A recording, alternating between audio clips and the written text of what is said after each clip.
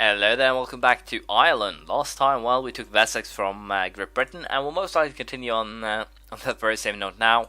We also decided that we'll vassalize Norway due to the fact that they, will allow me to, which is good.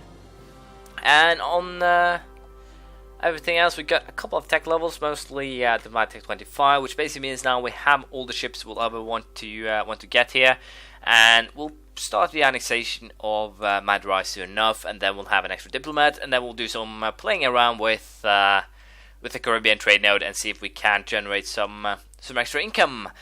But other than that, not really much else to say. We'll have to wait until 1714 until we can declare war on Britain. So we'll just do that, and let's get going. This game just it just gets better and better, as you can see here. Great Britain, personal union with Austria. Yes, you didn't read that wrong. They're in a personal union under Austria, and the union will end when the Austrian king dies. Of course, he'll probably live forever, but I'll be patient in this case and just try and wait and see if he dies. If not, then I'll be rather pissed, because this honestly does make sense. Is there any way where I can actually check their history? Because they've been in a union under the French twice, I believe. Or just one union that I remember as two unions. No, it's allied. They have been allied with the French for a while. They have been in a union under the French, now in a union under Austria. I have a feeling that they're very bad at making heirs, but hopefully the Austrian will die soon, so that solves itself. And let's see here. Sort by name, Austria. -10, and the British opinion of Austria is modified by heretics. So potentially that could work out to my advantage. Britain left the military coalition against me, hilariously enough. But that works out just fine for me. But unfortunately I can't actually declare war on these guys because, well, they are being backwards and annoying. And if I were to declare war on Great Britain, then we'll of course have Russia, Portugal, Poland, Denmark. We'll have everyone against me. But luckily enough, I am basically now just set to wait for Norway. I simply need to wait for them to finish their debacle with the Swedes. Shouldn't take that long. It's actually the Poles that started this, so no idea when it will actually end. Probably never, but shouldn't be a problem. Madurai is currently being integrated, but it will take a while due to the fact that I only have 0.66 a month due to overseas. And last time I checked, there weren't actually... and there still isn't someone to boost that. So for now we'll just have to wait, and hopefully the Austrian monarch will die rather soon. Hopefully I can help him, but I kinda doubt it.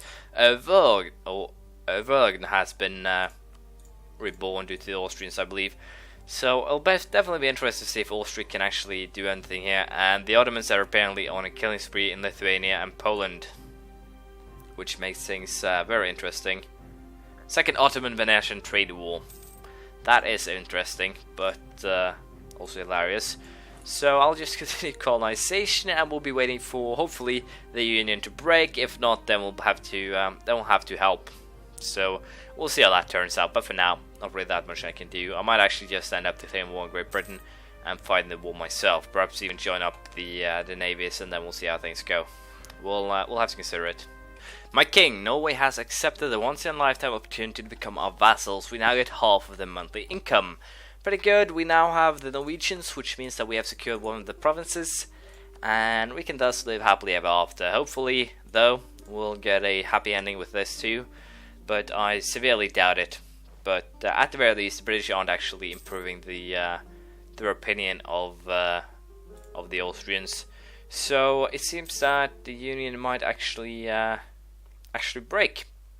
So we'll have to see how it turns out. But as of now, yeah, it seems that we'll be able to pull things off here. Privileges have to be earned. Unfortunately, it would be very good if we all could get them for free. But I'm not that kind, unfortunately for you. But we'll continue as a sad colonization and all that. But hopefully the union will break very soon, and hopefully this guy won't live as long as my guy currently is, because as you can, I'm actually kind of surprised here. As you can see, my very good king here has lived to the age of 65 and had a very good long reign here of 33 years. Can't complain on that.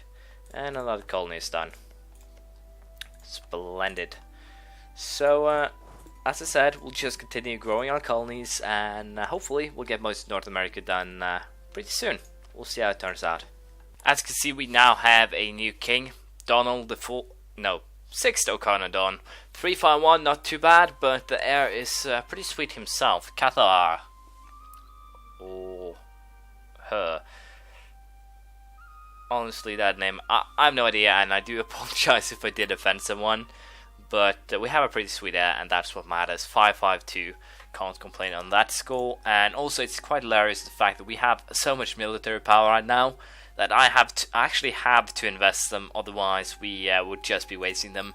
So I basically built almost barracks now, or almost up to barracks now in every province here, and a lot of armories in the overseas provinces. So my manpower is at least getting a little bit of a boost, a forced one nonetheless, and that is due to the fact that, as you can see here, we can't actually invest in it because we are so far ahead that we can't basically contain the power needed.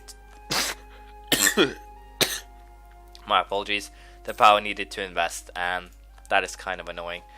But as I said, we'll probably go for trade ideas next, just to try and, first of all, I'll get a little bit of better grasp on trade myself, and people have been asking me how trade actually, or how I do my trade. So with the trade ideas, we can put a little bit more focus into that for the end game here, because as of now, we'll play a little bit of a waiting game. I should probably declare war. And if it comes to that, the personal union with Austria won't end, then I will declare war. But for now, we'll just wait, since it's basically the best thing to do. No reason to fight a decade war with Austria over just one province. That would be kind of silly. So hopefully we can make this work out. But we'll simply have to wait and see how it all actually winds up in the end. So for now, I'll just continue colonization, and we'll keep on going. I feel that Great Britain is free because my king, Great Britain, has entered into a military coalition against us. They'll find no safety in men numbers. And also the fact that a regent is ruling Austria. So my patience actually paid off in this case. And of course then we'll go for war. Because what else is there to do? War against Great Britain, and we'll probably just go straight for crushing them. It shouldn't actually be a problem. Wow, that's quite the harsh hits. Do they have a pretty good general? Daniel Drake, 6-3, oh, that sucks. But as you see here, a good general can basically win or lose a battle.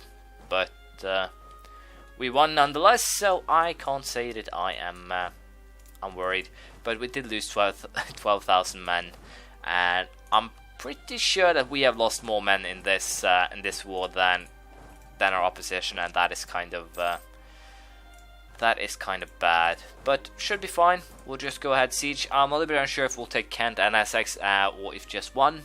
Probably go for both here simply to speed things along, but it shouldn't be a problem here. I'm out of aggressive expansion with the French, and as such, that's why I basically was contemplating attacking Great Britain and Austria. But it's definitely for the best that I did wait. There's 5 more years until we can get that. Well, I should invest some of my military power into buildings once again, because, well, if I do not, then regimental camps where 20%, that'll be 20 people. Nope, we'll go ahead. We'll rather build these. They pay off better. There we go. There we go. So yeah, I'll have to spend money basically to keep my points alive, more or less. But I can use admin points for stability, among other things. So it's not really that much of a fuss. And we'll just siege these provinces, and then we'll take what we want. And that is basically what's set here. So I have an uncooperative philosopher. Many times men of ideas would posit ideas that ran counter to accepted doctrine, either from the monarch or the church. The state would normally try to get a thinker to recant his ideas, and failing that, would resort to imprisonment or execution. Men like Giordano Bruno, Thomas More, and Galileo are a classic example of troublesome thinkers. We'll allow them to remain free. I don't care too much about stability. I care about my stability. I don't care too much about my prestige. It's good for the global trade power, of course, but heck, can't say I care that much. Okay, I can't say that I care that much. At this stage, it doesn't really matter. If I was at war with someone who was troublesome, then it perhaps would be a little bit more interesting to the morale of armies. My global trade power is high enough anyway, so I don't really need a boost from the prestige. Legitimacy isn't that issue either. Better relations over time. I don't actually have any aggressive expansion with anyone but Great Britain, so that's not a problem either. So I don't really see how... there we go, that's the guy that I was looking for. Now we'll speed up the annexation of these guys till June. 2 more years. So as I was saying here, no real reason to fuss around. And apparently I might have to... No, I'll probably be able to make it. But we'll have to see if I can actually take all 3 or if I'll just take 1 province. Hopefully I can all 3, 2. So we'll go for 2, I think. We'll see if we can pull it off or not. I'll just wait for the siege to finish and then I'll get back to you, I guess. There we go. As you see here, France will potentially end up in a collision if I take both, but I'm pretty sure that I can take them without too much fuss at all. And I can potentially actually... No, I can almost vassalize them afterwards should I feel like that, but we'll not do that. Instead, we'll take all their cash again, we'll take both provinces, just get it done, more or less. That's basically my thinking here. And according to this, France will get 56, we'll check it out to be sure. I'll probably also go ahead now and just go ahead and core it myself. No real reason not to. I can sell the other one to Wessex, but as I said, no real reason to do anything else. So let's see, how much did France actually get? They got 56, so that's good. There were a time when that thing actually showed wrong, and they would get a lot more than it actually showed, but it's pretty damn nice that it actually shows the right thing now, because that pissed me off beyond remarks. Sweden, of all people, decided to join. Fair enough. Right now I need to get my prestige up, because, well, it'll help with getting rid of the aggressive expansion, but also due to the fact that I don't have that 30% guy anymore. So we'll go ahead and wait until this thing has been annexed, and then we'll take that guy again, basically to try and get the relations up rather quickly. And I can finally take the next level of diplomacy tech, level 26, the East India Man, which is the best transport ship, I guess. And we also got a little bit longer colonial range, although that doesn't really matter. I could also go ahead and build a couple of military buildings, just to try and not waste too much of my military power. So we'll see how this turns out. Next year I'll probably be able to both take up both the admin and military tech. So that should be great, especially military tech. I'll get a whole % boost to their morale, and that means I can basically fight everyone. The French are just at 25, the Spaniards aren't even there. The Swedes do have a pretty sweet army, and as these are going now, they'll have a pretty damn scary one. They haven't taken the quality ideas, as you can see, and that is scary enough in its own right with the Swedes. So hopefully I can get them out of coalition, and the easiest way to do that is probably to improve relations, and with that I can probably get rid of Great Britain in about a year's time. For now, we'll also go ahead and once this guy is done annexing, we'll fabricate a claim on London itself. So we're basically set. Not really that much else remaining before this is all done. London, there we go. Fabricate a claim, and we're basically ready. So I'll just wait for Madurai to be annexed, and then we'll play a little bit more around with the trade mechanics. Should be pretty interesting to see how that will work out. And also we'll of course build some more barracks to make sure that I don't waste too many points. Once again, we have scheming bureaucracy. So basically, my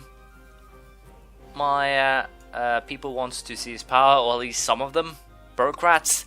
So I can either kill them all, lose 100 administrative power and a point stability, or, well, yes, I can die.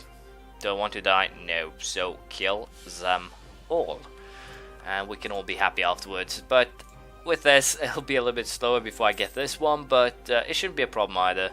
We'll just see how much I actually lose by December here. And that makes it cheap enough. So we'll do an upgrade of military tech in February. Right now, actually. Light infantry companies has been upgraded, and with that we get a increase in land morale to a high point. Combat with increased by 2, and we also now have white coat, blue coat, and red coat infantry along with the Frederican. So I guess we'll go ahead and simply upgrade our army straight away. We'll of course wait till the last or later in the month to make sure that we don't lose any troops. And let's see here, most balanced units are probably these guys, the blue coats. Yeah, probably the blue coats. We'll go for blue coat infantry. To be honest, I don't really care too much. I simply try to make sure that the blips are, well, to some extent balanced, but to be honest, it doesn't really matter to me. But unfortunately, this is all we had time for this. But all that remains now is London and Orkney. So we'll go ahead, start improving our relations. Wow, start improving our. Damn it! Start improving our relations with Norway and Cornwall again, and then we'll go ahead and annex both of them pretty much straight away. I'm also pretty sure that we are basically done within 1 or 2 episodes, and I'll probably also release a epilogue of my advice here and things that I could have done differently to simply give you guys that will be trying this yourselves or watch this for fun. Basically, just a recap of how I advise people to do it. So thank you for watching. Please leave a comment, praise, criticism, anything you feel like, and I will see you around next time. Bye.